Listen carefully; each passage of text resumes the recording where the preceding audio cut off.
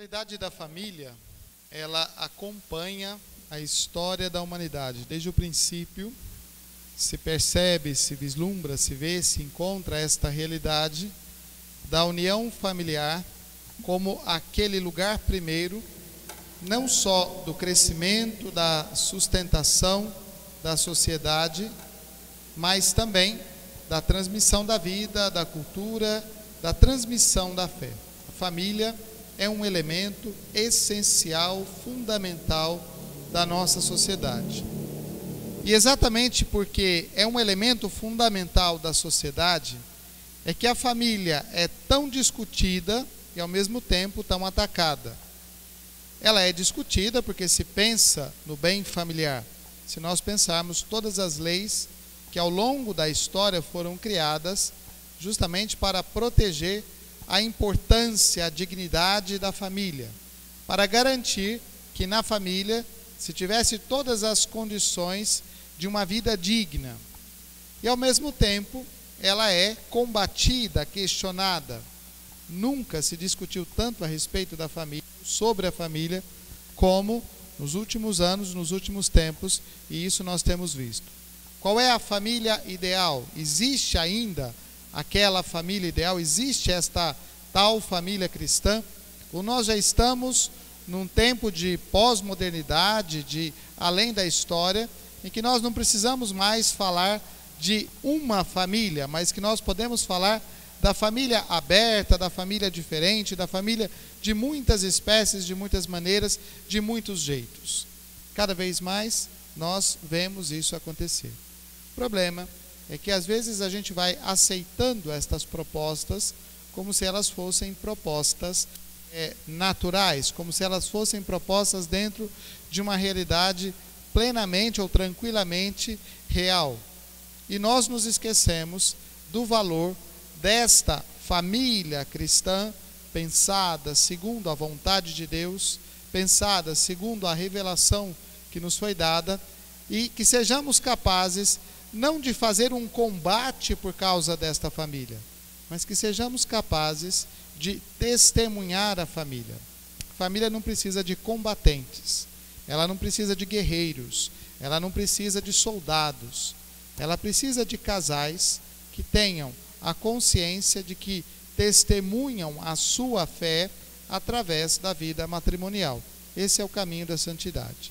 E se nós fizermos isso, se as nossas famílias fizerem isso, simplesmente isso já será um sinal para o mundo.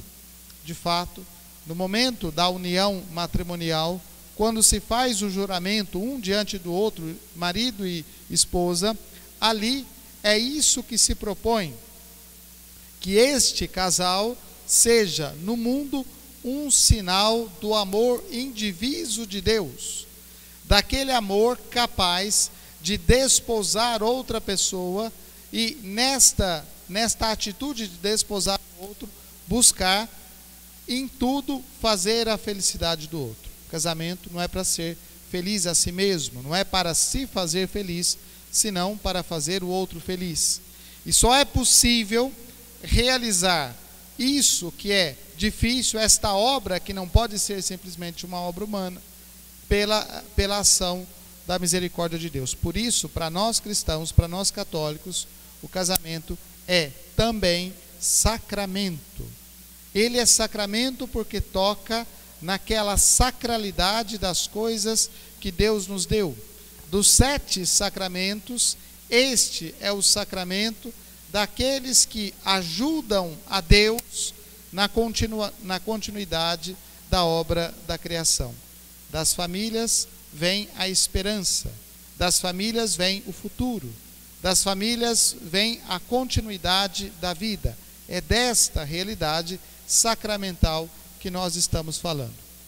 Para nós católicos, para nós cristãos, não se precisa fazer uma guerra em torno deste elemento, desta realidade da família, mas é necessário cada vez mais que se testemunhe aquilo que é a família e a busca de santidade através da família.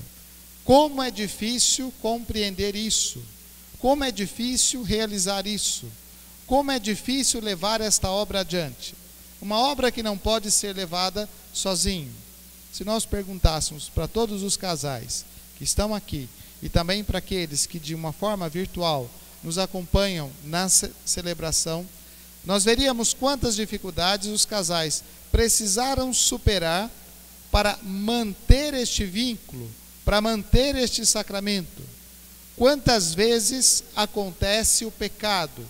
Quantas vezes acontece a infidelidade? Quantas vezes Deus precisou passar nesta união para restaurar aquilo que humanamente não se pode conseguir? Quantas vezes a família é alvo da graça de Deus? Certamente nós teríamos muitos testemunhos. Nós teríamos muitos testemunhos que não poderiam ser escritos em livros, porque são experiências profundas, experiências vividas nessa intimidade com Deus. É assim que a família se realiza nesta união com Deus. Quando celebramos hoje esses 25 anos, né, desse tempo da pastoral familiar aqui, é a recordação deste serviço de uma pastoral que se dedica inteiramente a ajudar os casais a manter a sua fidelidade a Deus e a testemunhar este amor no mundo. Testemunhar este amor indiviso de Deus, testemunhar esta presença contínua de Deus.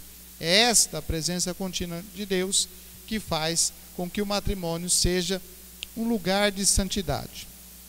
A santidade, ela não se alcança de uma única vez, mas a santidade se alcança dia a dia. E a vivência matrimonial, ela vai permitindo que dia a dia se conheça mais um ao outro, e neste conhecimento das qualidades e dos defeitos, dos problemas e das alegrias, nesta continuidade de conhecimento e da presença de Deus, se realiza a santidade.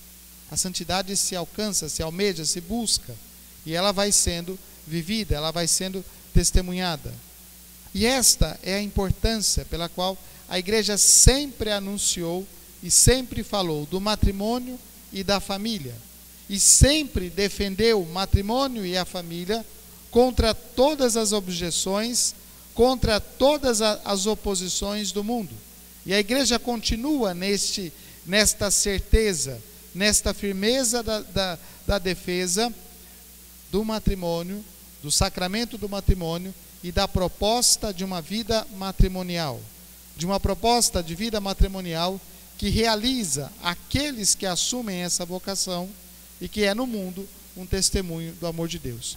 É por isso que vale a pena a gente celebrar e a gente viver esta contínua busca da santidade na família.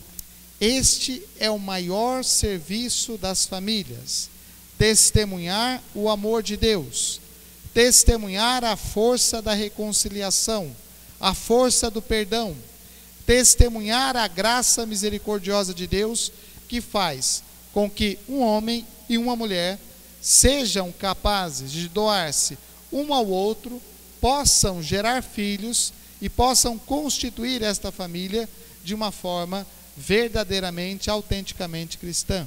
É isso que faz a igreja continuar nesse caminho de testemunho. Se a família é muito atacada, se a família ela é muito discutida, não é porque ela não tem importância, é justamente porque quanto mais forte for a família, tanto mais forte será a sociedade. É porque quanto mais forte a família testemunhar o amor de Deus, mais nós podemos alimentar a nossa esperança. É porque se a família é forte e a família transmite a verdade e os valores aos seus filhos, esta verdade transmitida e esses valores assumidos, eles fazem a diferença no mundo. Valores autenticamente cristãos, valores autenticamente cristãos que respeitem a dignidade das pessoas, que façam com que cada vez mais se tenha respeito de uma pessoa pela outra, valores que sejam realmente valores para construir uma sociedade justa. Isto é o trabalho da família. Por isso a importância de não só refletir mas rezar. E rezar muito pelas famílias. Rezar pela nossa família, mas rezar pelo sustento também daquelas famílias que estão fraquejando. O tempo da pandemia, ele foi um tempo bastante interessante a esse respeito. Primeiro porque no momento inicial foi necessário um fechamento, foi necessário uma reclusão.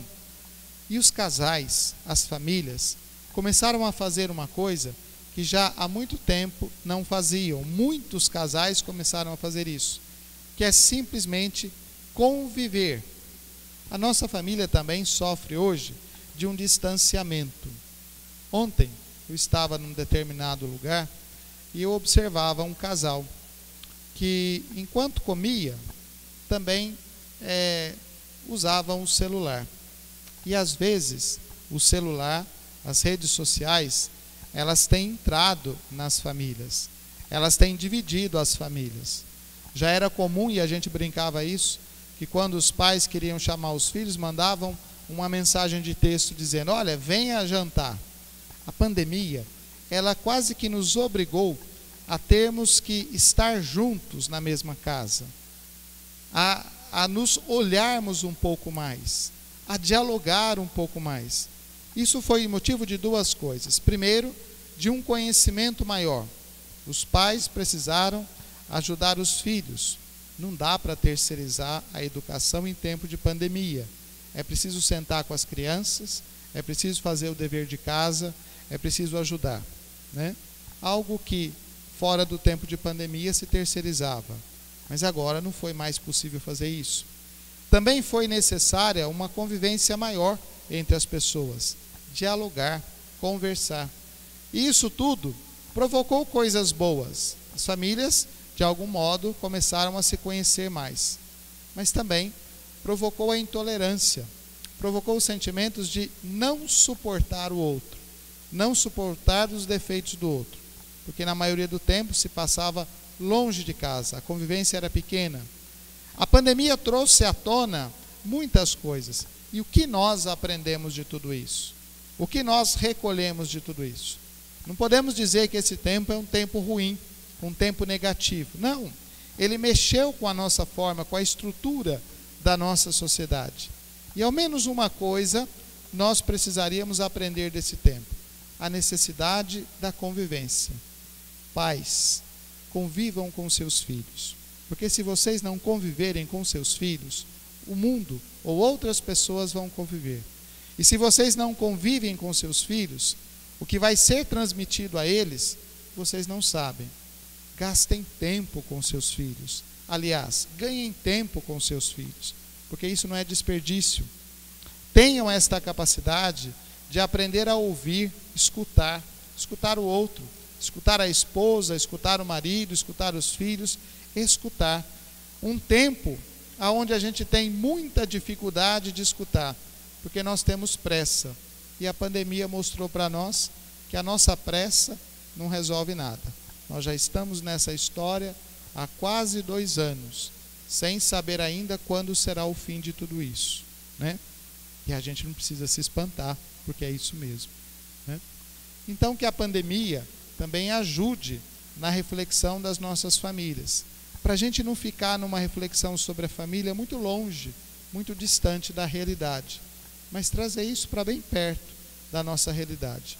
Como nós estamos vivendo, como nós estamos escutando a palavra de Deus e como esta palavra de Deus tem tocado, mexido com a história e a vida da nossa família. Louvado seja nosso Senhor Jesus Cristo.